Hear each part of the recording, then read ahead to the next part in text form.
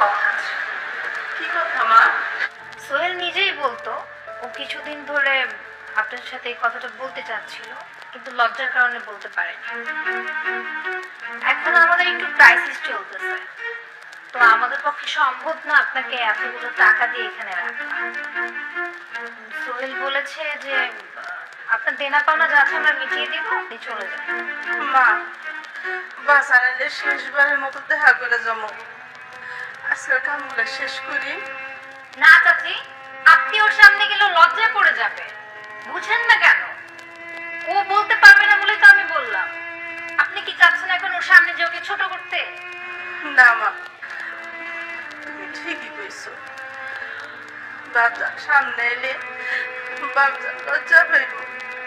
বাপজান আমনের আগে আমি যাবো না।